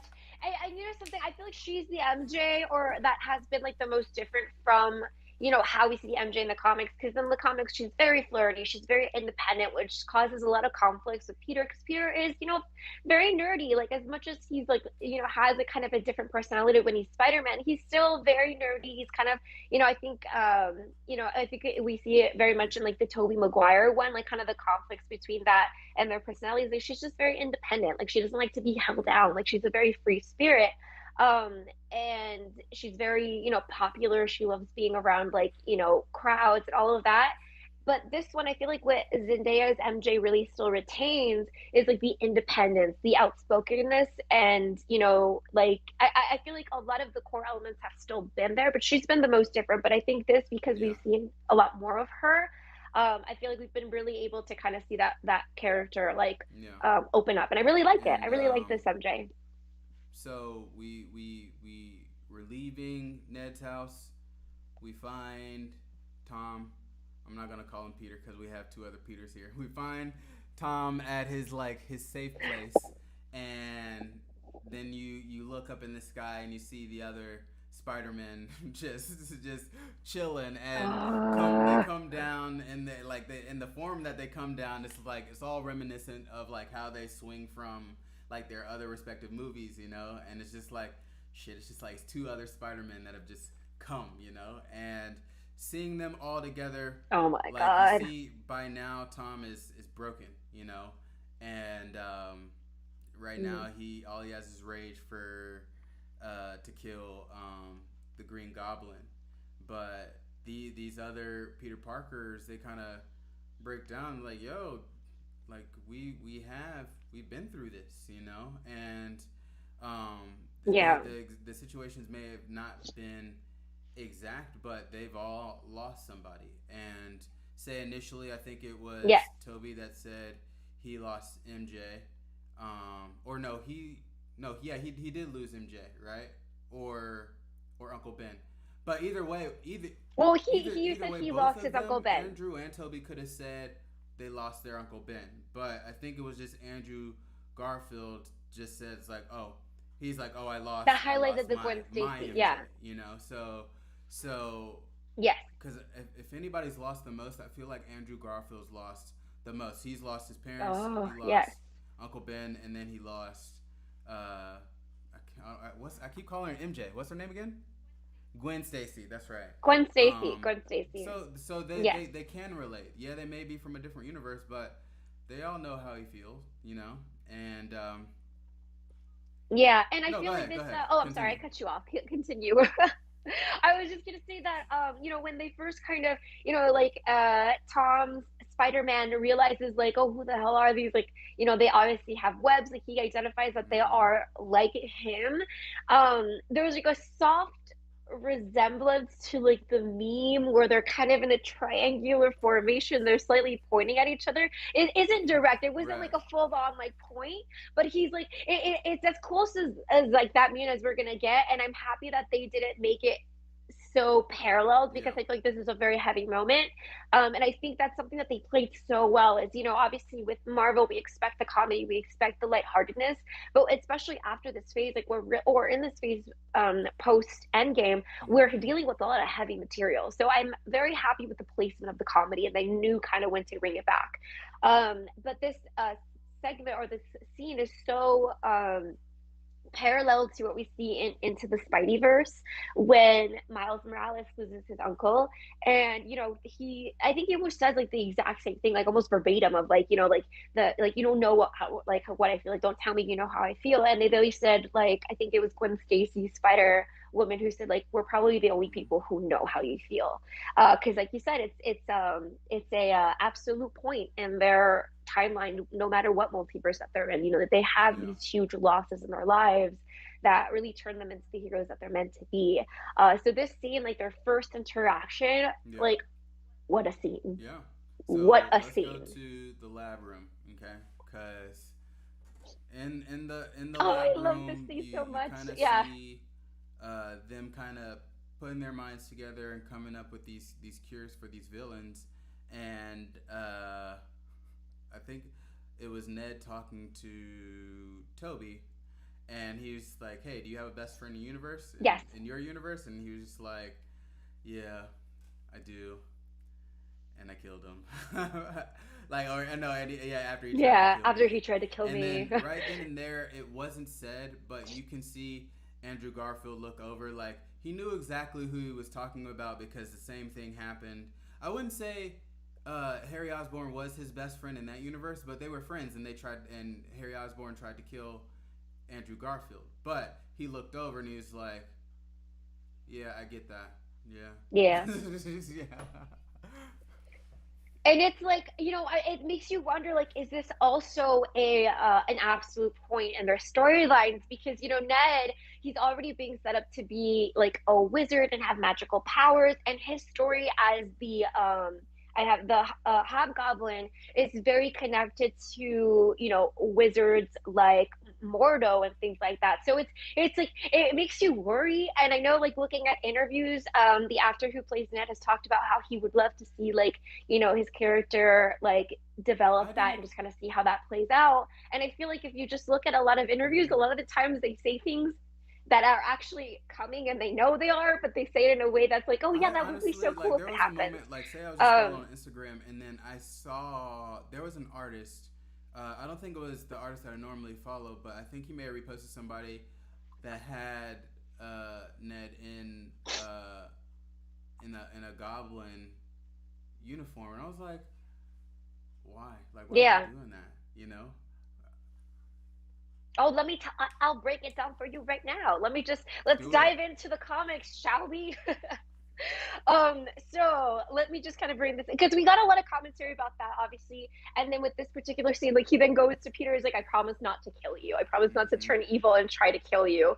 And so in the comics, I believe it's like Ned goes through some type of brainwashing by this villain called Hobby, I believe, into believing that he is the Hobgoblin. Because I don't believe he's like the original one, but this is kind of how he takes on that role. He gets brainwashed into believing that he is the Hobgoblin, and he starts having like involvements with characters like Kingpin with and Mordo. And then down the line, he assists Mordo on like his quest of like reshaping the Can multiverse. we Um, just give us a reference? Is Mordo the black guy from Doctor Strange? Okay. Yes, it Yeah. is. Yes, it is. I was about to say that. Yeah. And he breaks into like the Sanctum Sanctorum. He steals a book called, I think it's the Word of God, and he basically Mordo becomes the sorcerer supreme, and Ned is his Mm. like second in command, essentially, under the guise of like Yeah. the hobgoblin. And there's a lot of different storyline that continues. I know Ned does die, he gets Mm-hmm. resurrected, there's all these other things that as happens in like the comics, but especially with like the post-credit scene, which I don't know if we'll get time to break down today, but I love for us to do a revisit on that because I feel like that's so much to dive into as well. But we know, spoiler, in case anyone didn't see like the last end credit scene, but we know Mordo is going to be coming back into Multiverse of Madness. So it makes you wonder, like, it makes you wonder if he's going to be falling down that line, and it's worrisome because obviously we love Ned, and although we didn't see him get brainwashed, like, he did get his memory wiped, and so it makes you wonder if that's the line he's going down, Right. especially with all these little nudges Um. to it. So from there we move to the Statue of Liberty, and Yes. here at the Statue of Liberty we get the final battle, but we notice that they've altered the Statue of Liberty. They've now put America's shield up at the top. So the Statue of Liberty is holding up the actual shield with the star. And from there, now I'm beginning to wonder um, how intertwined these storylines are going, because now it's like with seeing that, and as we mentioned before in Hawkeye, you have Rogers the musical and everything like that. How close these storylines actually are, and when Yes. watching this, The only thing that I thought about that was kind of unrelated is, has the whole world seen this giant alien being come out of the sky, this red little robot, or has the whole world learned about something coming out of some ocean that just turned to ice? You know, all in all, like, where are we at with Hawkeye, Spider Man, and the Eternals? Mhm. And I'll even throw Shang-Chi in there because everything we know is post Endgame. But now the Yes. timeline is kind of spread out to where we don't know where any of the shows land, even like Falcon and the Winter Soldier, Wanda, or anything like that, you know? So when I saw that shield, And I'm going to enter and say that yes, we do. And let me bring clarity into okay. all our lives. Um, so in terms of where does this fall on the timeline? So first of all, let's just start with like Far From Home, because we know that this film basically segues straight from what we Mm-hmm. see in those events. So Far From Home takes place the summer of Mm-hmm. 2024. So roughly, I guess, like a year after the events of, the Correct. blip, everyone coming back, because we know that they've had to redo the entire school year, right? Mm-hmm. Their junior year. We're going into their summer, vacation right before going into their senior year, which is what we see here Mm-hmm. in No Way Home. And so that puts No Way Home in fall of Mm-hmm. 2024. And so, in respect to all the other ones, like Infinity War was placed in 2018, Endgame was Mm-hmm. 2023, Eternals is said to have been set in the same summer, 2024, as Far From Home. I forget who confirmed. I think it was the producer of Eternals who said that it kind of overlaps the time frame where it's concurrent Mm-hmm. with Far From Home. And the way it seems to have been played out, like maybe it was in the earlier parts of the summer Yeah. of that same year. And then Shang-Chi, I'm not too sure particularly. That's the one I couldn't find like a direct, like, oh, producer or director or writer Yeah. stated this and that, just for a direct confirmation. And I want to make sure we're not like, Correct. making things more confusing. And then we know Hawkeye happened 2 years post, the blip. And so that sets it in 2025. So Hawkeye had the events that we've been seeing After Spider-Man. occurs Okay. Okay. after That makes more No Way sense. Home. Yes.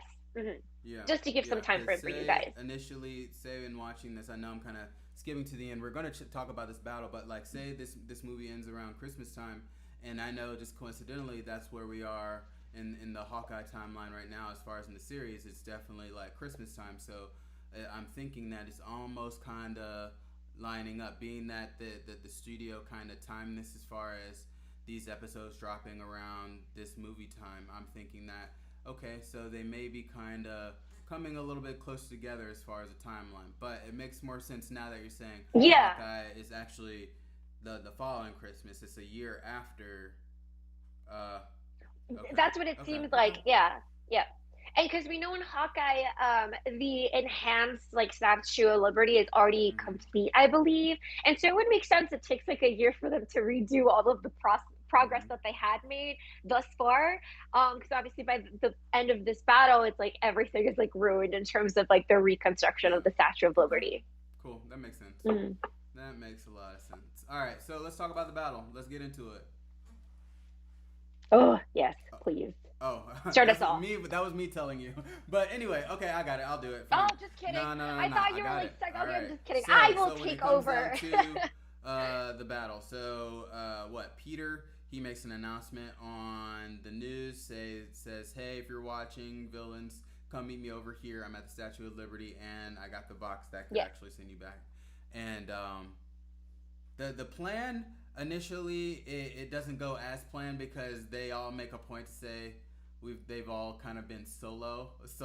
They've never really Solo. fought with a Yeah. team.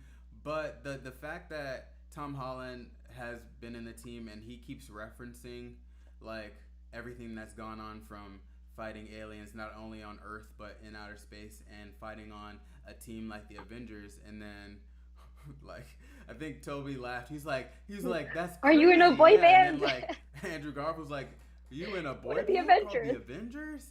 Oh man, that was that was Oh that was my pretty god. hilarious. But it comes to the point to where it's like, yeah, they've only kind of been known to fight by themselves and they may fight multiple villains at the same times, but it's mainly been by themselves, and they've pretty much won by the sake of, let's say, the spider sense at times, you know, because I know that's how initially Toby won against the Green Goblin. You know, it was his sense that since the glider coming from behind that ended up taking him out. So Yeah.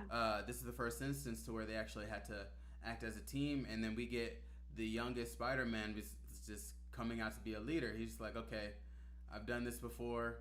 Let's just do this. Focus on one at a time, and then I am right. Peter 1, you are Peter 2, and then Andrew's like Right. 3. And yeah, Yeah. they start to take them out one by one, and I think what first was Lizard. No. First was Sandman, and by this point, when we see them try to set up Sandman, and then they say the plan is to meet at the top of the statue. When you see Toby getting covered by sand, I was like, okay, well, we already lost one. We lost this Spider-Man. You know. Like, and there's so much dread because it's like we're at a point where it's like we know these things happen. Like we're like our heroes are no Mm-hmm. longer safe. You know, like pre-Infinity War, like we had a sensation of like, okay, like we can feel secure that these people Mm-hmm. are fine. Like whatever happens, they're not going anywhere. But we don't have that anymore. And so I felt like a similar feeling. But I feel like it was also starting to like heighten their ability to Mm-hmm. work as a team, and so I felt very hopeful, right? Because they always do that, like they kind of like make you doubt their ability to kind of pull Yep. through, and then they do. Um, and I love seeing, Toby, and I love seeing like the Spider-Man interact with their like respective Mm-hmm. villains from their universe, because obviously, their last memory of them was, you know, not so horrible, right? With Mm-hmm. like Sandman, like they had a lot, like, Yeah. there was a trust there.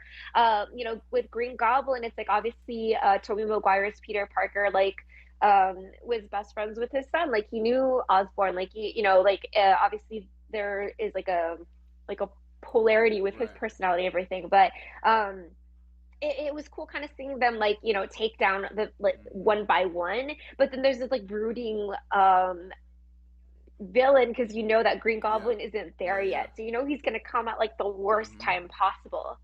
Or Doc Ock, because Doc Ock was kind of like MIA for a little bit Well, as I think well. Green Goblin, he has a history of like coming in towards the end where you think it's all good. Like say when All it good as came down Andy. to Yeah.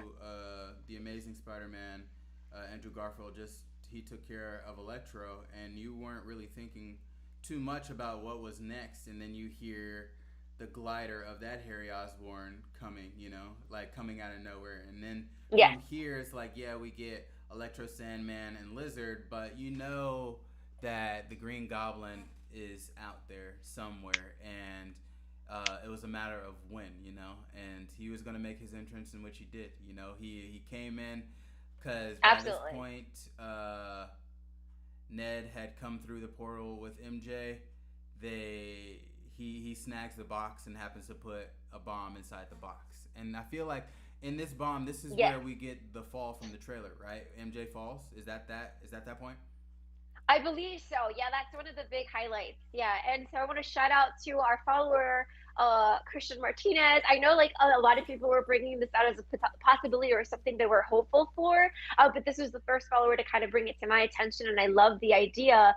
And that's exactly what we saw, right? It's Tom Peter is like going after MJ, and right at the last second, Green Goblin kind of Yeah. swoops him off to the side.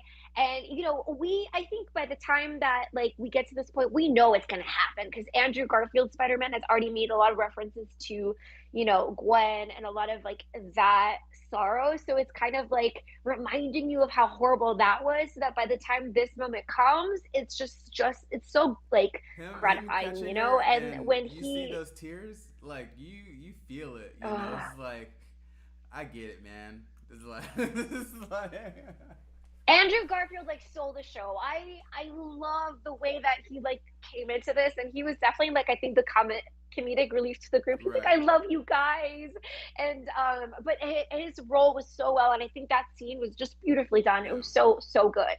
Another highlight to this is, obviously, I don't know if this is before or after this particular piece had happened, but, Doc Ock appears, and, at first you're like, oh, is he bad again? Like, wondering if maybe, like, somehow they put that, like, took off the chip that was kind of maintaining his, like, sanity with, like, Mm-hmm. the Mm-hmm. tentacles, if you will. But he turns around and he like directly assists Mm-hmm. taking down Electro.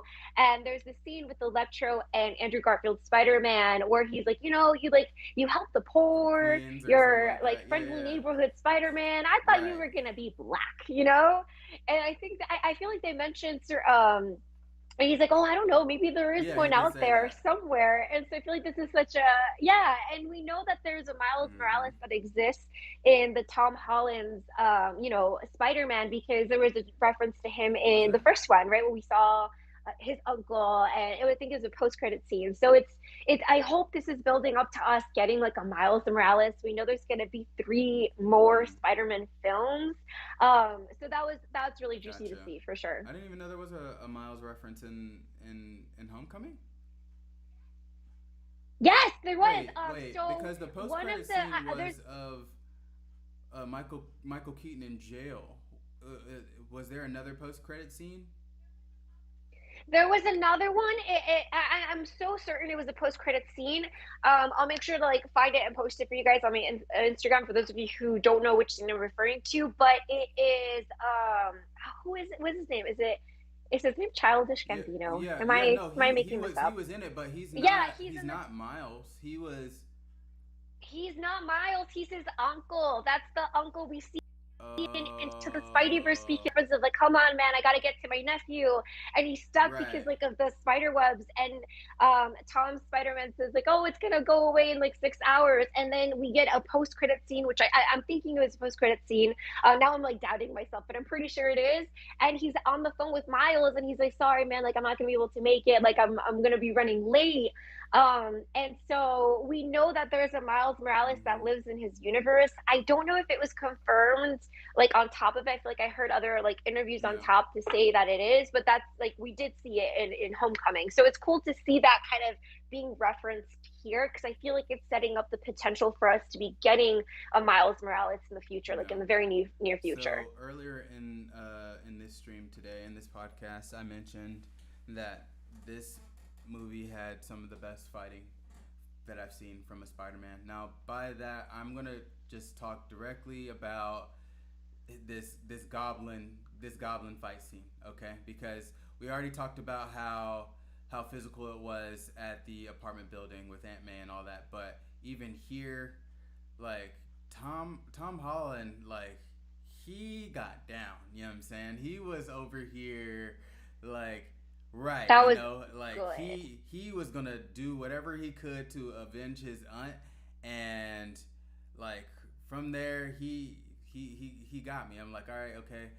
Initially, you were cool, neighborhood, almost kind of nerdy Spider-Man, but at the end of the day, like you got heart. You know what I'm saying? I was about to say you Right, got some right, balls. Like you right. went You for know what I'm heart, but I'm saying? like, that scene. There's something about seeing our heroes that are so because I feel like I can't think of anyone else who's closer to Captain Rogers or like Captain America in terms of like their willingness to like go above and Mm-hmm. beyond to do good, and to see characters that are just similar on that spectrum go so deep in their like darkness and their grief and their sorrows to get to this point of like, I'm Yeah. going to murder this guy, even if that's very directly against what they normally do. I love seeing that, like the flaw in the character. And then of course you see, I think it's the other two Spider-Men, they like look at each other like, yeah, you gotta step in. And right before um, Tom's Spider-Man grabs the glider, ready to Mm-hmm. kind of basically end him in the same way he Mm-hmm. ends in his own universe. Toby comes in and like holds it, and like the look he gives him is just so like it's like I see you, like I see you're grieving, I see the pain, like I get it, but But this this isn't the route you want to in take, this you know? in this very moment, this is where honestly, I understand that he's trying to teach younger Peter Parker this lesson, but in this, I'm thinking he was gonna let the glider go into him, like just so, like he had this look like, right, exactly, Like you prove a know, point or so something. like Like, don't yeah. do this. And I thought for some reason my mind was like, shit, like he's about to just take the glider just to make this Tom Holland a better Spider-Man, you know, so he doesn't go down a dark path. Yeah. No, it didn't go that way, and then of course Goblin ended up doing the Goblin and stabbing this Peter in the back. Um, but even with that, even the ending of this Goblin, because Andrew Garfield threw the remedy, not the remedy, but the antidote. But does this antidote? Yeah. I wasn't thinking that uh, the antidote was gonna solve everything mentally. I thought it was gonna take away the super strength, you know. But I think of anything, Oh, yeah. I thought he was still going to be crazy no matter what, you know. But Well, and I feel like if you we kind of look back to like when we first saw him, right? The original trilogy, the first movie, um, like he had to have been some form of unstable or just overly stressed to put himself in the position of taking that like right, super soldier serum. But it's also because he was in the high demand, and I feel like there were other scientists around him saying like, oh, there's too many risks. Like, insanity seems to be like an accompanying result to increase mm, strength that we can't risk that. Like he had to be someone unstable to be like, F that, I'm going to take it myself to show that you guys are, it's fine and we can go forward yeah, and make money or whatever. But that serum is what enhanced him to become not just obviously like stronger, but also like pushed it in something that yeah. was completely different. You know what I mean? Because I feel like Norman Osborn without that would not have done the things he had done if it wasn't for like So you're that saying serum. And so even I without the feel serum, you don't think he would have broke mentally? not to that degree. Like what I'm saying is that there was obviously a flaw in his character already for him to be able to have taken the serum, to try and like I guess mass produce it, because that's essentially what like Mm-hmm. Oscorp was trying to do. Even if other scientists were like going against what he was saying, so he's obviously already unstable. But I don't think it would have been to the degree that we obviously saw it in the movie if it weren't for him Yeah. having taken the serum. You know what I mean? Like for him to go to the extent of using Oscorp like technology to then go after, and like kill I people and think do I all want these to other things, reference just because, like, say but who's with to that, say? I think there goes another parallel, parallel to a super soldier serum, because say with this reminds me of the super soldiers in Civil War, and it's come down to the point. So it's the super soldiers in Civil War, so where they go bad, and even the super soldier in Falcon and the Winter Soldier when it came down to the U.S. Is it U.S. something? U.S. agent. You know, U.S. it's agent, like if U.S. agent, you are yeah. not mentally good, quote unquote, like Steve, then you shouldn't be taking this serum, because by chance that's only going to enhance the bad part of you as well. You know, so Yeah. Good becomes right. better, Yeah, bad yeah, becomes yeah. worse. And I Mm-hmm. feel like it's like the same with this. And so I'm back to your question. I'm assuming because obviously their objective was to cure all of them. So they had like a second chance when they returned to their like, respective universes. So I'm assuming that whatever it is that they gave him was an antidote that actually did take away that like Mm. second voice that he was hearing that was very much taking over his decisions that he was making that basically caused these problems. So that's what I'm assuming based on just kind of what their Gotcha. objective was when they were in that lab. Okay. Um, yeah, and so, but obviously this man is still very troubled because even like when he was taken off of it, he's very bothered, he's very shaken, he's very like feeble, and so in himself, he's Right. a very flawed character. But I was gonna say real quick just before we go keep going, when Andrew goes and like stabs him with the antidote, I thought Mm. he just stabbed him. Like I thought, because I think I forget who gives him a look of like, yeah, and he goes and stabs him. I thought it was just like, you know what? You're right. You're right, Tom Holland, Spider Man. Let's just kill this guy. Like I Yeah. literally thought that's what had Yeah. happened, and then I see the antidote. So I Gotcha. thought that was really funny. So just to kind of wrap up the movie before we get to the post credits here. So the movie ends uh, We see Doctor Strange doing some familiar stuff. He's actually putting up some runes that we've seen in WandaVision, you know, and now he's putting his version up of runes to kind of make everybody forget. Now, just seeing this, my question is are these runes the only thing? Like, are they only wiping the memory of everybody on Earth, or everybody in general? Like, say if people are off world, will they know that Peter Parker is still Spider-Man? You know, so that kind of left that kind of question Yeah. unanswered for me. It's like I understand, like the spell was like, hey, make everybody forget here. You know what I'm saying? But will it make everybody in the universe, in this respective universe, forget who Spider-Man is? I feel like it would just be in their universe, and I think that's just me thinking because of the way he, said goodbye to the other Spider-Man. It left kind of an open door of like further interactions. And also keep in mind, it's like, well, I guess it's different because they are Spider-Man. So of course they No, know no, no. My Peter my my Parker is my Spider-Man. question, You know what I mean? but So my maybe that's question why it's is like different. everybody on Earth in this universe, right? They got their mind erased, Yeah, right? yeah. But I'm also now talking about, do these runes expand beyond Earth in this universe? Like, let's say if Nick Fury is off, if Oh, I Nick feel like Fury they is off do. world, will Nick Fury have his mind erased, or will the rune, or are the runes just limited to Earth? You know, do they erase everything in this Right, universe's right. memory? That's the question I had.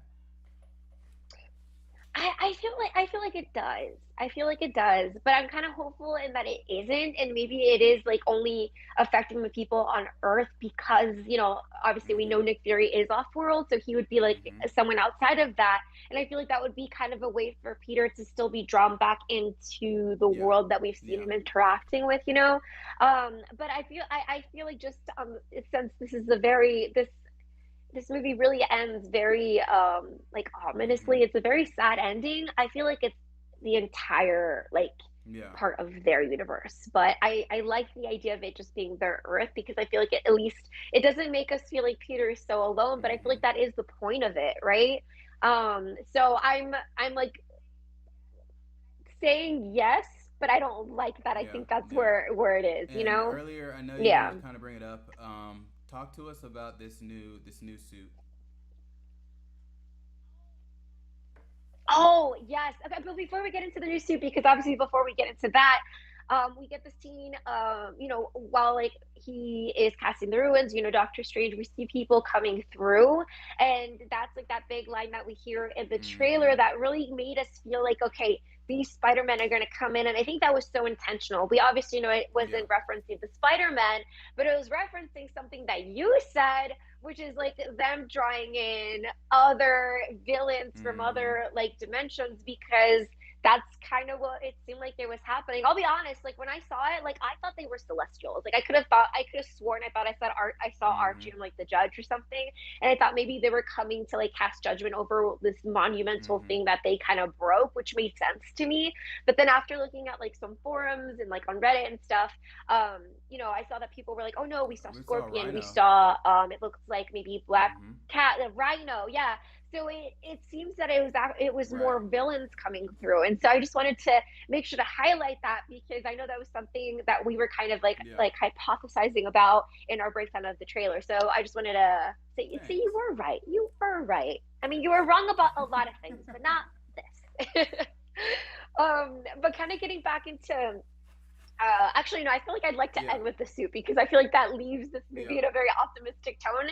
Obviously, like Peter sacrificed so much in this film, like Aunt May, everybody, like Mm-hmm. he lost everything. Like he has never been more alone. And, we saw him dealing with something, I don't want to say similar, but he was definitely feeling, the grieving of like losing Tony and feeling lonely in his sorrow. And I feel Mm-hmm. like this is even deeper, and this really ends with him kind of living the life that we see Tobey Maguire Yeah. is like Peter Parker living, right? He's in this like apartment building. I swear, I thought we were gonna see Yeah. like I the thought so too. renter, Mm-hmm. like that same actor that, yeah, I have the name just so like everyone knows who we're referring to.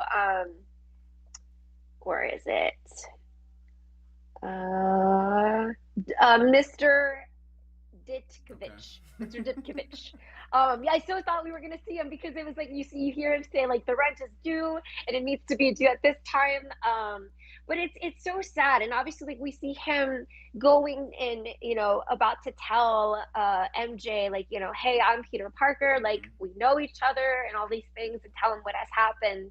It looks like he's still ready to do that up until she shows like the band-aid when she kind of shifts her hair, and I feel like that really shifted his decision to do that, since I feel like it reminded him like I lost Aunt May because Mm-hmm. I put her in danger. Like people are in danger when they're in my lives, like it's Yeah. probably best that they're not. And then he like walks away. Like that scene is so like so Mm-hmm. heartbreaking, and it's such a sad way to see him go, and it really sucks to see like our heroes are the ones who suffer so much. Like I think very similar to Hawkeye, say I would like say. um Mm-hmm. Mm-hmm. Steve Rogers, like Hawkeye, Steve Rogers, like they lose so Yeah. much doing the job that they do. But of course, then finally, this movie ends with, of course, the new suit that he made himself. And I don't know what it is, but it's so satisfying having him make his own suit, because I feel like it's just so reminiscent of like the original trilogy that I think a lot of us like developed a Mm-hmm. love for Spider-Man from. And so I love how this movie ended in that, and I love how the brightness of like the suit resembles so much of like Right. the original. You know what I mean? Like the original way that he kind of comes in the comics, and it's just because I think Tom Holland's spider suit has been the most different in terms of like how we've Yeah. seen it Yeah. depicted in comics and such. So it's very cool to see him have something that maybe he kind of drew inspiration from seeing Well, like the say other yeah, Spider that Men. my question before we switch gears is like say it would be why, because say it came to the point to where even at Happy Studio he was already in uh, the red and black suit that he wore in London, and then it almost, let's say, got an upgrade when Octavius pretty much gave the nanotech back, so Mm-hmm. he already pretty much has an upgraded spider suit that he designed minus the nanotech, but he designed that, when he was on the plane, Yeah. but I don't know, maybe he may bring it out as like he just has suits on reserve, but I was like, I was Like just I like, why yeah go yeah. now into like I get you wanted to go a lighter blue, but that blue was glistening, it was super shiny. I was like, why are you out here? I Why are you loved super it. shiny right now? Oh, there's just so I don't know what it is. It's like what's the word? There's a nostalgia to it that I feel like, especially for ending this film, it's kind of like it's kind of like the Avengers movie when Captain America tells what's his name? Uh what's his the agent from Shield Yeah. Colson. He tells Colson, like, aren't the star like the stripes and stars a little old fashioned? And he responds like, I think people need a Mm-hmm. little old fashioned right now. I feel like that was for us. Like we needed a Gotcha. little old fashioned. We needed a little like something that gives us that feel of like when we first saw, the original trilogy, things like that. I feel like that was a Okay. very appropriate ending Cool. for it. I All liked right. it. So next topic, the Venom cameo. Okay. Now. The, Oh my God. Okay. First of all, we're definitely diving into the Venom Cameo because I feel yeah. like it's just, it has to come here. I don't think Right. it needs its own episode, but I think we're just gonna have to branch into a whole new episode Yeah, we can talk for about the the preview later. We can talk about the the preview. We can multiverse. open with Yeah. next week with that. But like if we're gonna end, I want to end Yes. with this. Okay, just At one because agreed. after Yes. watching Venom, and then the excitement of seeing Venom make it to this universe, and come to find out he's not even in this universe. He's in this universe for 10 minutes, and then he's out. I was just like, what a waste. And it's like, even though I'm not Yeah. gonna say a Well, waste, just because yes, we get like a glimpse of Tom Hardy at a bar and him having a conversation with this bartender, and the bartender is explaining Thanos and the blip and all that, but yeah. I was hoping to get more so that interaction between not only Venom and Peter Parker, but uh, this Eddie Brock and Peter Parker, because no matter what, Eddie Brock is a part of Peter Parker's life. And being that we haven't really seen that here in this universe, I thought that initially we were just gonna get to the point to where this Eddie Brock was going to be a part of this Peter Parker's life. You know? Yeah, I feel like we were both so hopeful for that because I really like Eddie Brock in, like the Venom films that we've been seeing. I was excited to see them interacting. But I feel like it's so funny because he wasn't just there for 10 minutes. He was there for like the duration of time that the other Spider-Men True. were there for too. Oh, it was And I feel like that exaggeration. Yeah, adds yeah, to yeah, the I got comedy you. of it because the Mm-hmm. entire time he's just trying to learn and then finally he's like, I should probably go and find this Peter Parker, and then he's just gone. And obviously we see a piece of like Venom remain, obviously opens the door for a a form of Venom being appearing in this Yeah. universe. But it is slightly disappointing that we know that this version of Eddie Brock isn't going to interact with this Peter, but we know that the symbiote like a Venom has interacted with other um, Mm-hmm. characters, and so there's still a door for people we've already seen to maybe take on like that mantle, if Mm-hmm. you will. And especially with the way this movie ended, we know that Peter is kind of now going into almost like how we see Peter in the second of the third movie The original. of Tobey Mm-hmm. Maguire's trilogy, and that's really exciting to see. So maybe we're going to see him at the Bugle. Maybe we're going to see him meet an Eddie, and so I'm excited to see how that branches out because I mean the way that this film came out, I was so not Yeah, disappointed, and definitely. so I don't think I'll be disappointed with whatever way they decide to utilize that. But I thought it was Yeah. still funny. I thought like how they just kind of tagged it at the Mm-hmm. end. But I liked it. I did like the ending scene, but definitely there was some disappointment to know that they weren't going to get an When I was just interaction. as I was talking about the scene, like, and you kind of brought it up, it just kind of like while saying it, it kind of brought into my mind that right now we still have a quote unquote young Peter Parker, and Yes.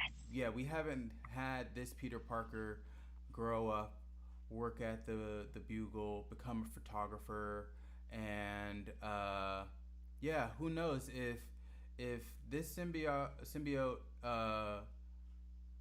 is, let's say, is the best host for him is Eddie Brock, then who's to say that it won't find the Eddie Brock of this universe and be just as Yeah. compatible? So yeah, Mhm. all right, that makes more sense. So yeah, Yeah. What was I gonna say? I completely forgot. I swear I had something I was gonna kind of add to it, but overall, like this movie lives to the hype. We all knew what was gonna happen, but it's like a completely different experience to finally get it.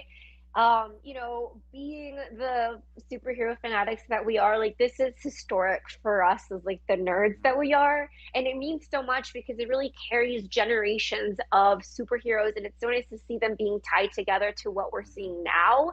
And it was just so beautifully done, like the interaction with the Spider-Man. Andrew Garfield, I think, like stole the show for me. I thought he was absolutely amazing. And like the comments of like, oh, you make that yourself, does it only come out of your Mm-hmm. wrist, like with the webs and everything, all in all, I think was so beautifully done, and I just can't wait to watch this like as much as I can while it's in theaters. So say kind of right now I'm writing down next week's topics, okay? Because next Friday we're going to talk about uh, the Hawkeye finale, or the last two episodes, episodes 5 and 6. We're going to talk about the multiverse of madness, and I think there was one oh I do want to talk about with everything that we just saw in this. I'm going to talk about the Morbius trailer, okay? Because we never really Yes, dove into it, but with everything that we just saw in this No Way it's Home, fitting to do yeah, so. I do want to chat about this because I do have questions that I want to kind of bring to your attention, Grace. So we'll chat about that next week. We're coming up almost on the 2 hour mark, so let's say this Oh is the God. longest episode to this date, episode 14 of the Comic Cinematic Universe. Um, Shout out to everybody who viewed. Joe, what's good? Thank you again for watching. Jesse, if you come back and you watch this after you watch the movie, come back on Friday and chat with us. Let us know how you feel. If you loved it just as much as we did, you know. So, um, yeah, I think that's all. That's all I got, Grace. Yeah, I'm so many Yeah. emotions. I think that's all I got too. I could talk about this movie forever just because I think it's just so monumental. But I think that's the big stuff. Thank you guys for joining. We have been waiting for this episode Right. for us to do this episode for you Mm-hmm. guys. And I'm just excited to be able to break it down with you all. But thank you, Chill. Thank you to everyone who joined, and I'm excited to break down all of Hawkeye, Multiverse of Madness, etc. on the Yeah. next All right. one. So again, you all have a great weekend. Grace, you have a great weekend, and we will see y'all next Friday. Y'all have a good one. Bye. Bye.